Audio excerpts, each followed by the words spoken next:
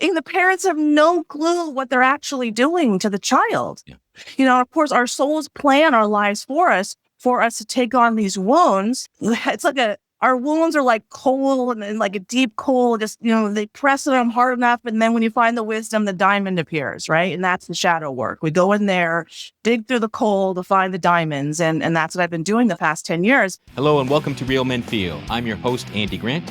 This is the show where we explore the many sides of masculinity and remind men that it's okay to feel. Today, I'm joined by Kerry Blaser, a mother, shaman, and author whose path has taken her from academic studies and corporate work to the depths of pain, suicide, and ultimately profound healing and enlightenment. She's learned to turn emotional wounds into wisdom, and she's here to share how men, especially through their role as mirrors, played a vital part in that journey. And hey, if you're looking for a space to connect with other men on this journey of authenticity and growth, join us in the Authentic AF community at realmenfeel.org/group. It's for men like you. Now let's do it. Hello, Kerry, and welcome to Real Men Feel. Thanks for having me. I really appreciate the opportunity to talk about my book and learn more about you. So I'm glad to be here. So your journey includes academic study, corporate life, motherhood, divorce, and eventually embracing psychic and shamanic gifts. Looking back, what was the first thing that spoke to you and said, all right, I'm meant to do this sort of deeper healing work? Oh, that was in the psych ward after my suicide attempt 6 years ago. So I'll start a little bit before that. 10 years ago, my mom passed away on my 45th birthday. And then my intuition told me it's time to heal from my childhood trauma, which was severe, and it's time to accept my psychic gifts. So I started working with healers. And then 4 years later, my youngest daughter, who was 16 at the time, had an eating disorder. And I went to the first family therapy session and she was at rehab. And she blamed me for her eating disorder. And the whole kind of therapy session was around how I'm the culpable parent. Even though my ex-husband was there, I'm the problem. And I'm like, hang on a second, I don't live in a vacuum. He's got problems. I got problems. It's a family issue. But I didn't feel heard. So I went home, and the way home, I started internalizing all of that. My world started getting darker and darker and darker. And then when I got home, my brain told me that my kids would be better off with a dead mother than a live one. So I took all the pills that I had, the trazodone, the Klonopin, the Soma, the Ambien, and went upstairs and just let go. And I went right to sleep, which I never did. And my oldest daughter found me the next morning and saved my life. So then after a few days in the hospital, I was intubated for a few days. I went transferred to the psych ward. And so along with the wisdom, the universe is a mirror showing us ourselves in every moment. There was an 18-year-old young lady there whose mom had passed away when she was 11, and she had a severe eating disorder. So here's another way I can kind of see myself and start to kind of believe in myself that I have a capability to do better as a parent. Because that's more important. My kids are more important than anybody else, right? So I got to start at home. So the last night there, we shared a room and we became very close. And her mom's soul came through and gave me a message to give her. It was like the first time I knowingly did that and felt confident that that was what was happening. And her mom's soul told me her childhood nickname that we had never discussed. So I gave her the message, the nickname. So, she's freaking out. We're freaking out. We're so excited. And then we were sleeping in the same room. And so her mom's soul approached me in the middle of the night because I've always had a hard time sleeping. Now I'm better, but sleep and mental illness and trauma or lack of sleep, that all goes together, right? So I told her mom's soul, I said, well, when your intent is love, intent being the important part here, then you can't go wrong. You're a soul. So when your intent is love, you will always connect well with your daughter. So Shay had not had any hunger cues, the 18-year-old girl, for 3 years. And that's typical of eating disorder. You stop eating, your body stops telling you to eat. It's like your body adjusts to your beliefs because our body is a mirror of the soul as well. So she woke up with hunger cues and ate a full breakfast. So I was like, I think I'm a healer, but I just attempted suicide. So now what, So it was like, that was like the beginning of this kind of snowball of self-belief. When I got out of the hospital, I told my older daughter, I said, I'm bringing healing to the whole family and we're not leaving your dad behind. And that's exactly what happened. And I just kept going and believing in myself. I signed up for 4 medicine journeys to open myself so I could see how much trauma I had in my childhood, that I didn't love myself, how there were like thousands of souls lining up to be my kids, but I chose my kids because I needed their, very special gifts. And so it was a whole process of me going, wow, I'm a pretty great person, when I really hated myself my whole life. Prior to that psychic experience in the hospital, had you had other experiences, or was that the first? No, I've been psychic my whole life. I just didn't believe in myself because I was rejected so severely as a child. So I recently really connected to the statue. It's called Emptiness, about a grieving parent. And initially I thought, the universe is a mirror, right? But I hadn't connected to my trauma about why I would be a grieving parent yet, right? I hadn't opened myself up because it was so painful for me to see, why would I resonate with a statue about a grieving parent? I got 3 live kids. I only remember 3 pregnancies.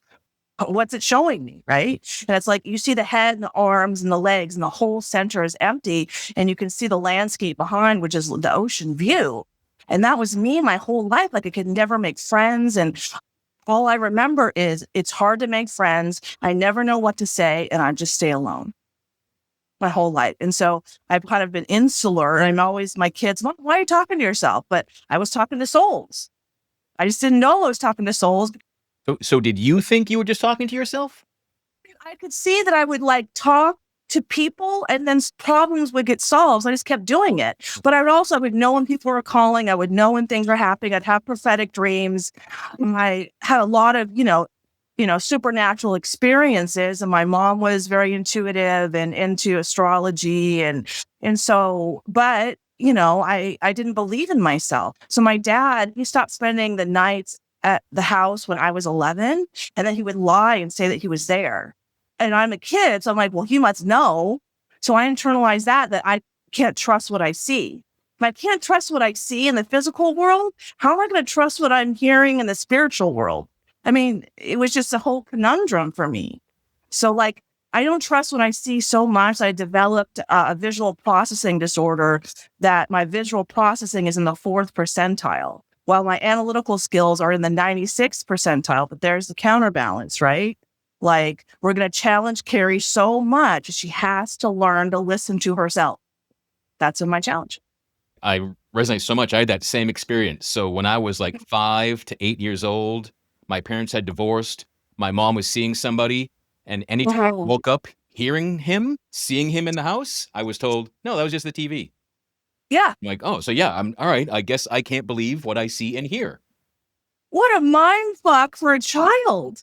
What? And the parents have no clue what they're actually doing to the child. Yeah. Of course, our souls plan our lives for us to take on these wounds, for us to kind of, it's our wounds are like coal, and like a deep coal, just, they press them hard enough. And then when you find the wisdom, the diamond appears, right? And that's the shadow work. We go in there, dig through the coal to find the diamonds. And that's what I've been doing the past 10 years. But see, I thought my whole life was coal. I was I had 35 years of debilitating lower back pain. And I was like, is everything Valley of Darkness? Is there any mountaintop here? What the hell? But now I experience enlightenment all the time. And so what I realize is that we take on an equal amount of wounds to gain an equal amount of wisdom. And so now is my wisdom time. So in your book, My Inner Heroine, you talk about 6 powerful men that were mirrors for your deepest wounds. So can you expand on that? Yeah. So that was what, was amazing to me. So I basically worked at home and went to yoga. And that was my life. And so in 2019, I attempted suicide. And then in October of 2019, I went to a yoga studio for the first time. I'm like, okay, I'll try hot yoga. Everybody says hot yoga. And I was like, hot yoga? And I went oh, now I get it. Okay. Love me some hot yoga. But anyway, I went there, and I was so nervous. I had granny panties on under my yoga pants. I'm all nervous, freaking out. And so the yoga studio said, oh, start with a yin class. And they told me where to sit. I made no decisions. I just said, I'm going to this yoga studio. Tell me what to do. So I sat right in front of my first hero, who I call Tim in the book. And I started talking to the woman next to me because our daughters went to high school together with my oldest daughter. And I just opened, which I don't usually do because I'm all nervous. And now all of a sudden I'm opening, and me being totally unaware about that there's a man behind me, or I had no awareness that that was my femininity coming out because his masculinity was right behind me. And so at the end of class, I got up and he talked to me. He's like, "Oh, offer to take my props from me." He was trying to interact with me. And I was just fear, shut down. So I didn't talk to him for another year, but that's what I, in 2020, did 4 medicine journeys. It was COVID. And then in December 30th of 2020, we had our first conversation. And he's Jewish and speaks Hebrew and knows my ex-husband. And so he had a conversation about Israel. And then we spoke a little Hebrew. And I jumped into the conversation. And I used my feminine voice that had been suppressed. Remember, I was like, my whole life, no friends, I'm like, no voice, can't trust myself, can't trust what I see, nothing. And here I had, 4 years earlier, suicide attempt, I was like, medicine journeys, finally ready to speak my truth, right? And be a healthy feminine counterbalance to his masculinity. And so when I loved myself like that, when I loved my womb like that in that moment, and I already knew it was emotional pain stored as physical pain, which happens is, our bodies reflect our soul's pain and our soul's wisdom. And it went away. My lower back pain went away because I finally found my feminine voice. It was amazing. And I was like, okay, who's this guy? Like, he's got to be the one. Like, he saved me, because I had a hard time cooking and cleaning and walking and exercise. It was just like painful.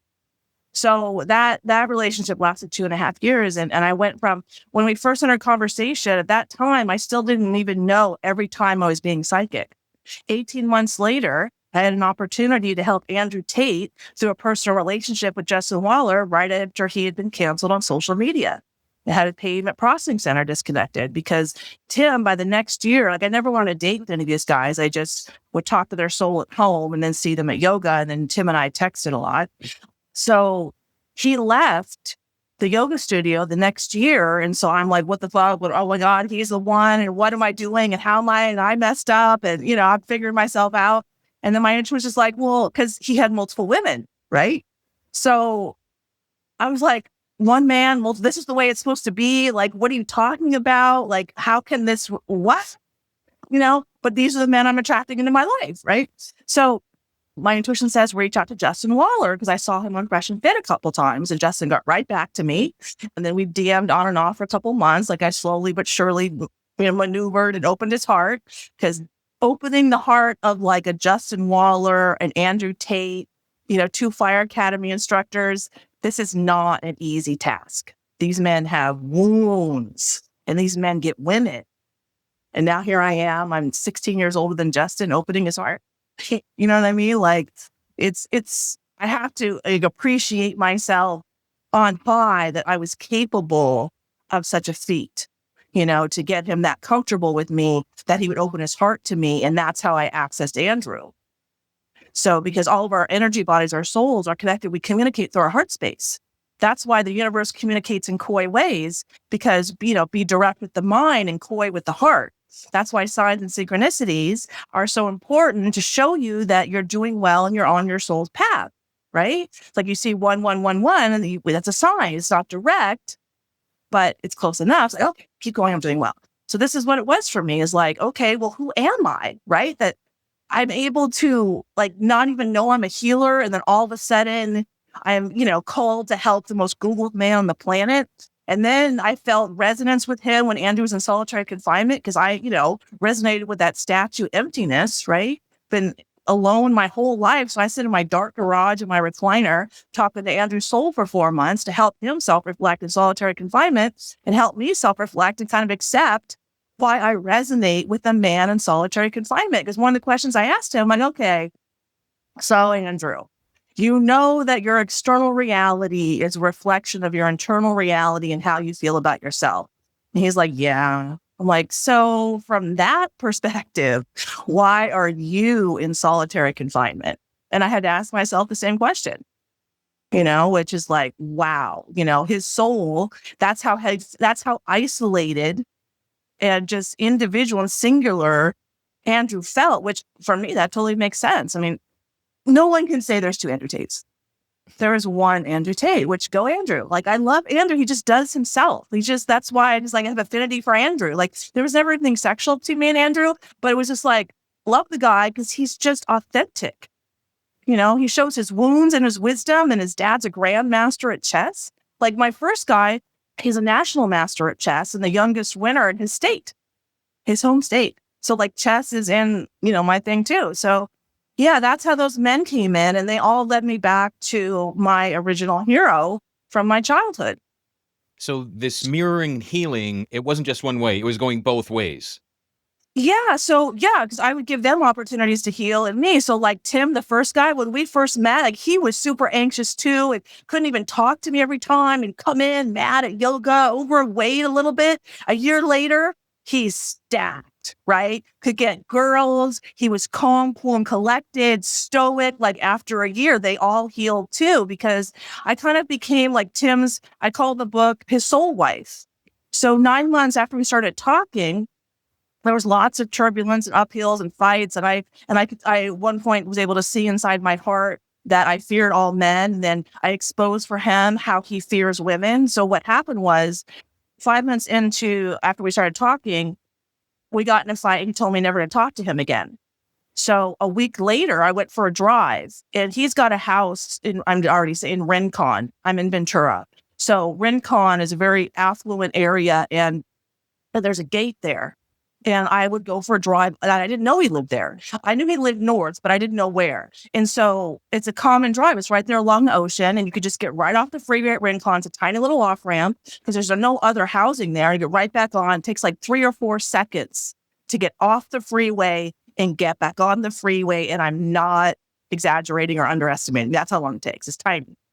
So I go for a drive in the middle of working one day, and it takes me about 20 minutes to get up there. I get off the freeway, and right when I get to the place to get back on the freeway, which is right in front of the gate there, his car pulls up to the gate, right?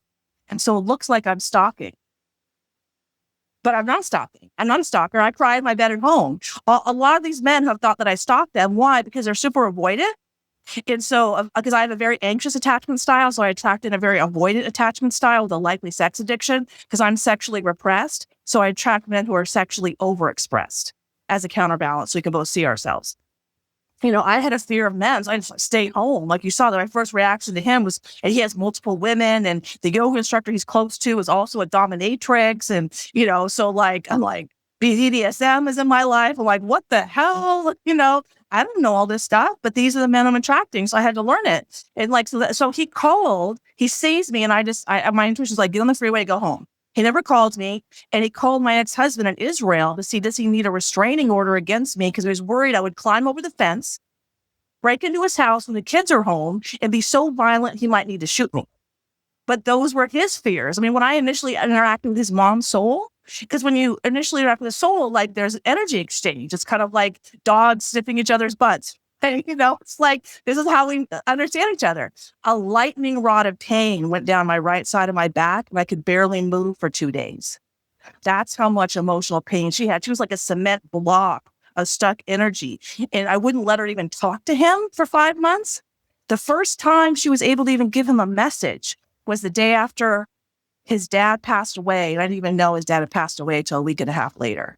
So yeah, there's a lot of growth on both sides, and, visible growth that I could see, because 3 of these guys, and I could see Justin too, he would read my text and I'd see him on a video that day. Okay, well, I got to be honest. Oh my gosh. Like, I see how much I'm impacting him because I'm just raw and honest and authentic with him, So yeah, they really help too. And the mirror and teaching the self-reflection, because what I learned from these men, their challenges, they go for breadth because there's so much pain they can't go for depth. Like Justin is a prime example. His mom has a YouTube channel where she talks crap about him and gives out her phone number so people can call her, so she can talk crap about him, record it, and then put more videos on YouTube. When I saw that, I'm like, okay, I'm clear. Like, whoa, okay. And when I was talking to Justin when I first met him, like he wouldn't even talk about his kids, and he, was full player, like full player.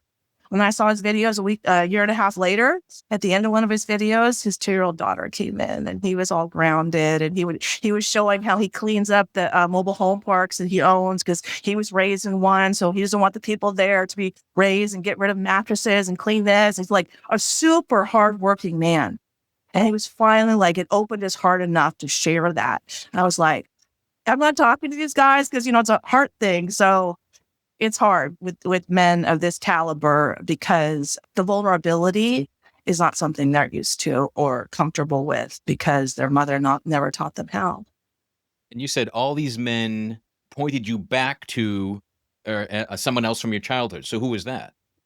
Well, I'm starting to say his name. And so that he is a former assistant special agent in charge of the FBI, currently the head of global security at GoDaddy. So that's important because he got that job 1 month before I reached out to Justin.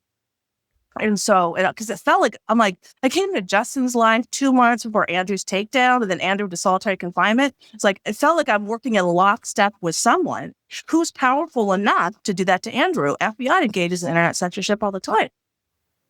So I mean, I don't have confirmation, but that's who it is. And through a lot of kind of research this year and reaching out last year to him, and, it's in the book as well, his house from childhood, I know now, is in the same school district as where I went to kindergarten. Then my dad didn't sleep at home at night. When I was 12, my dad moved back to that school district. So I was a quarter mile from his house. His dad was a surgeon, and I don't remember much of my childhood. In the fall, I had to heal from a hysterical pregnancy with three kids and face my fear of being raped. And saw multiple images of him breaking into my house and throwing me over, over 6 feet tall. And so I don't know what happened, but I was shown that in December, and I called the police to report because I was like, I got to tell someone, but I couldn't get it out of me yet. That's when I was shown it. Now, 9 months later, a week and a half ago in early September, I was finally able to call the police and say, look, this happened 40 years ago. I don't know what to do. We're going to take the report. It's past the statute of limitations. I'm like, I don't, I'm not coming after this guy legally. I don't think this is it. But I need to make the report. And so I made the report. And so this is what was really hard. So I'm talking to the police officer. I had to mention the 2 fire academy instructors who I've helped as well, because Andrew Tate was warm up for the fire department. And I'm facing my fears of being raped and fearing men. And so what does that say about the fire department? And then the fire department was warm up for the FBI and executives. So what does it say about them? And I know that all these men have severe wounds. And in my book, I have the quote from Winston Churchill, right? And he said that it is said that famous men are often the product of an unhappy childhood. I'm like, oh, well, that makes a lot of sense because they want to climb Mount Everest. So they got to take on an equal amount of wounds. And it's the women's job to help them process their wounds. But as women, we don't know how to occupy the center because we're so busy being boss babes. The center, that's the stay-at-home mom. That's the wife. That's the emotional center where mental health is created and sustained. That's the self-love, femininity, nurturing, compassion, forgiveness, self-reflection. Those are all right-brained activities. But women, we don't have time for those right-brain activities because we're so busy providing for ourselves. So we basically set up a society where, for failure of the family, because we haven't acknowledged what makes a woman hormonally balanced, physiologically balanced, and uses her physiology to meet her biological imperatives to survive, procreate, in community. And, we're 20 years from population collapse for a reason. Women have been hating on their femininity. And so my enlightenment experiences were all around how I hated on my femininity. I didn't value my ability to create human life and how that showed up in my life. After my second child was born, I went right back to work 3 weeks later, and then I got bacterial pneumonia, and I spent 2 weeks in the hospital on a ventilator, 5 days on 100% oxygen, almost died because I didn't value that I needed to rest and care for myself and care for my infant. I was too worried. Oh, we don't have money. We didn't plan. What kind of good parent who cares for the mother and the child doesn't plan financially for a child? Oh, messed up parents. That's, the answer. We were, flying by the seat of our pants and, we were messed up. What do you say to men that are carrying their wounds, burying it, not facing it? What would you say to them? I would say, find your girl. Because so what happened with me and Jason is I reached out in November, like 2 days before the election. And when he was immediately open to me, it was the most avoided by times 10. So the last guy before him, the Hero 5, was a fire captain, 6'7" fire captain, turned out to be married. Also chased another girl at yoga, which happened with all 3 of the guys at yoga. But I was like gnarly avoidant. And so I was like, oh, because it was, I don't even know how to describe it. It was like things I had never seen. It was like the soul had churned, and to unwind all of his emotional pain was like times 10 of the other guys. But I'm the one he needs. And why is that? And I was shown that too. So after I reached out to him, like, God, this is crazy. It's so much more powerful than all the other guys. Like, what's so special about the 2 of us? And I asked the universe, and I said, how are masculine and feminine souls created? And this is what I was told, that the intent to create the masculine soul creates the feminine soul. And the feminine soul tears out half of our heart chakra to create the masculine soul. And so I've also downloaded monogamy as a path to enlightenment, because basically one of my challenges is, how do I communicate to these men that monogamy is the best for them, physiologically, spiritually, emotionally, being with their girl, the one girl, that I tore out half of my heart chakra to create his soul. I created his soul to provide and protect for me. But what I found in the fall is, like, he had no idea, and I'm going to call it, he didn't know how to sit, stay, and heal. And I'm not trying to be disrespectful. I didn't know how to occupy the center. And is as the emotional center, a healthy emotional center that he can bring his wounds to, and I can help him heal. And then he goes back out to work. And he didn't know how to stay in orbit around me, because if I'm out, then he's way out, right? So that's now but I'm the perfect mirror to his soul. I understand him the best because he is the masculine to my feminine.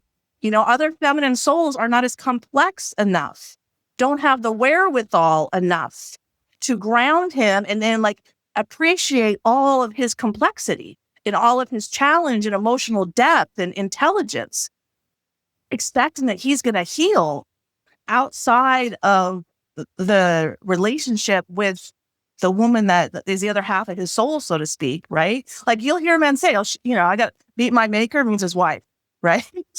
And that's that has come out of so many men, that's a truth. And that it's also in that wisdom, So how beautiful is that, though? And it's that wound that we're healing. And now, in 2012, the Mayan calendar showed us that now it was like end of that time cycle, new time cycle is self-healing. So now is the time for this self-healing. Now is the time for all this wisdom to come out. There's so much talk about rapture and second coming and, heaven on earth. Well, heaven on earth isn't going to land here. That's not accepting how reality works. Heaven on earth is created when we have heaven in our hearts, when we love ourselves and we project that externally, then that love is projected back to us. That's what Charlie Kirk was doing. Trying to communicate with people in nonviolent ways to love themselves, look inside themselves, find, Christ consciousness inside of their own heart, because that's where it's located. So, that's what men can do, is love themselves, work out. I say men work out healthy, so lifting weights is testosterone producing, a diet that's testosterone producing, walk barefoot in nature, get in nature, and develop a spiritual practice, and keep opening your heart enough or working on yourself enough. And if you know who your girl is, and I know men will know what I'm talking about, that is the one you need to heal. So you're not saying that men and women need each other. It's really a specific man needs a specific woman to heal each other. Yeah, I mean, there can't. So I can, make progress with other men. So men can make some progress, other women, but to get everything out, I needed to come back to him, like to face like the root of everything. Like first enlightenment experience, I had to face my fear that my children have been sexually abused by their dad, which they weren't. But that fear comes from my original fear because I was raped as a child. I was sexually abused by my dad as a child. I used to sleep in his bed. So then I was like abandoned. And he like left me to sleep with his, now my stepmom, and then potentially left me open to a guy breaking into my house because, his dad's a surgeon and has tons of influence. Yeah. But I would say that's what you can do. But yeah, I am committed. There is a one. And how beautiful it's like swans, or wolves. So one thing I've been shown is that my life has kind of been organized like a wolf pack. Because with Tim and I at the front, like we were 2.5 years, like we were, I was messed up. So was Tim. And so you put the weakest at the front because they set the pace. Then right behind them, you have the younger ones who can run fast and do protecting. Okay, there's Justin and Andrew. And then you have the female wolves and the younger wolves in the center. And there I am with my heart. And then behind me are the 2 fire academy instructors, like more protection behind me. And then there's a lone wolf in the back watching over everything. Like if you watch Prince William and Tate, he walks in front of her. He doesn't have her back on a personal level because his institution doesn't allow it. But when I kept teaching Jason Soul in the fall with the sit, stay, and heal, I'm like, you keep letting go of me to connect with other women. How am I provided and protected for? You need to stay. You need to stay here. I need to learn how to retain a man, and he needed to learn how to sit, stay, and heal, how to orbit around me and only me, not and then all the fears of letting go of this fear, and this fear, and this fear. It's very kind of complicated process. But we're all, our souls take on darkness to make it conscious for ourselves and then to share that wisdom with the collective. And every time I experience enlightenment, which is like all the time, like a couple times a week now, like it's an emotion I just go into and then I'm out of it and I'm talking to the collective. Every time it happens, I open up attractor energy cells in my soul so that I can connect and influence all of humankind. So, I'm not deciding what the wisdom is. I didn't decide that monogamy is more wise than polygamy. I opened my heart, wisdom came out, and I aligned with it. So I don't want people to think, oh, she's just deciding this. And she's just, no, there's a way of things. Like 1 + 1 will always equal 2.